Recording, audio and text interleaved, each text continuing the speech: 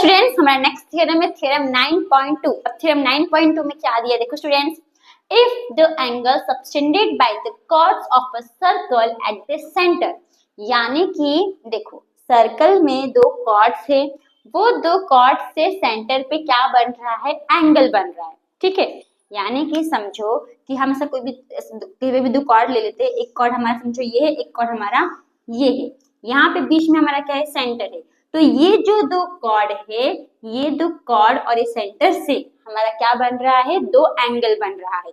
तो यहाँ पे हम इसको दो कॉर्ड के दोनों एंड को और सेंटर को ज्वाइन कर देंगे, राइट, ऐसे। तो यहाँ पे ये ऐसे हो गया, यहाँ पे ये ऐसे हो गया, ओके। तो यहाँ पे जो हमारा ये एंगल बन रहा है, ये दोनों एंगल आपस में क्या है, तो ये दोनों एंगल आपस में हमारा इक्वल है। ये हमें क्वेश्चन में दिया है, मतलब कि थ्योरम में दिया है, राइट।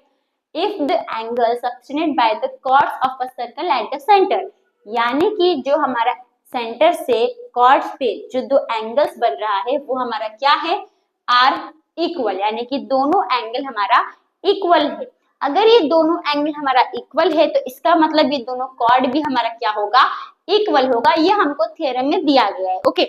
हमको तो पता है, लेकिन हमको इसको प्रूफ करना है कि ये सच्ची में इक्वल है या नहीं है। अभी थ्योरम में तो ये राइट ही है, पर हमको इसको प्रूफ करना है, सॉल्व करके बताना है कि ये इक्वल है, ओके। तो देखो अभी सिंपल, यहाँ पे हम इसको नाम दे देंगे ए बी सी डी, ये जो सेंटर है इसको आप नाम दे दो ओ, ओके।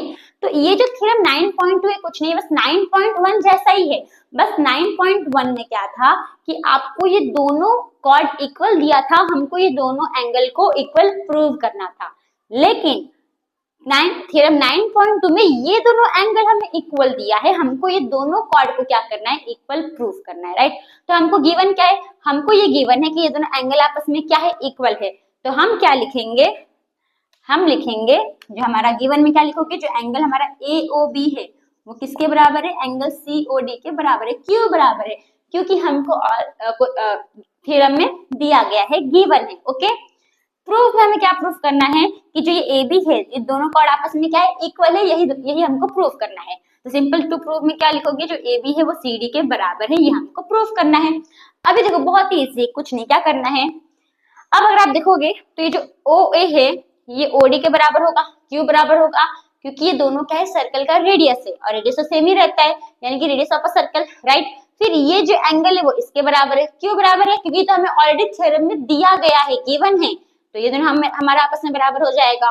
और ये जो हमारा OB है वो OC के बराबर होगा। क्यों, क्योंकि ये भी हमारा रेडियस ऑफ अ सर्कल है, राइट। तो अगर आप यहाँ पे देखोगे तो ये हो जाएगा हमारा साइड, ये हो जाएगा हमारा एंगल, और ये हमारा क्या हो जाएगा, साइड, यानी कि साइड एंगल साइड से प्रूव हो गया कि ये दोनों ट्राइंगल हमारा कॉन्ग्रेंट है। अब जब हमने दोनों ट्राइंगल को कॉन्ग्रेंट प्रूव कर दिया, इसका मतलब ये AB क्या होगा, CD के बराबर होगा। क्यों बराबर होगा, तो बाय सिंप्लिसिटी, ओके स्टूडेंट्स।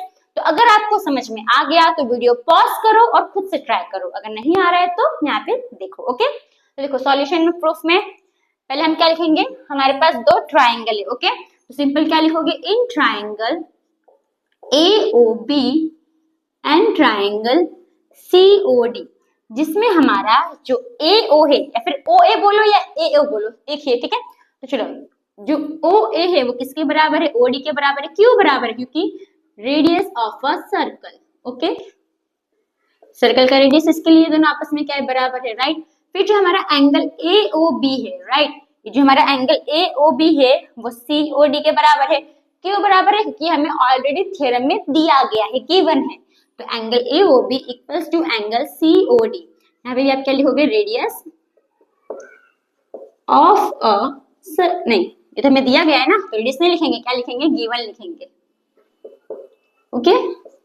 फिर ये जो हमारा OB है वो OC के बराबर होगा, राइट। तो OB इक्वल्स टू OC, क्यों, क्योंकि ये भी हमारा क्या है, तो रेडियस है, तो radius of a circle, okay. तो अब यहाँ पे आप क्या बोलोगे, तो इसका मतलब ये जो दोनों ट्राइंगल है वो हमारा क्या है, कॉन्ग्रेंट है। तो therefore triangle AOB congruent to triangle COD, okay. क्यों, तो by side angle side congruence rule, यानी कि हम ये बोल सकते हैं कि जो हमारा ए बी है वो क्या है, सी डी के बराबर है, राइट। तो यानी कि ए बी किसके बराबर है, सी डी के बराबर है, क्यों बराबर है, तो बाय सिम्प्लिसिटी। तो जब ये आपस में बराबर हो गया, राइट, इसका मतलब दोनों कॉर्ड आपस में क्या है, बराबर है। तो यहाँ से हम ये थर्स करके पूरा सेंटेंस लिख सकते हैं, ओके। तो थर्स लिखो, हेंस लिखो, आपको जो लिखना है वो लिख सकते हो, ओके। तो thus if the angles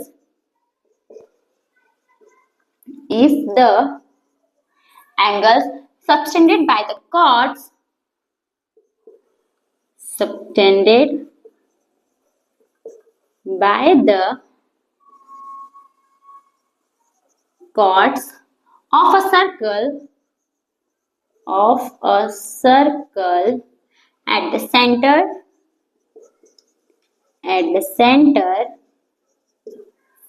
are equal, then the chords are equal।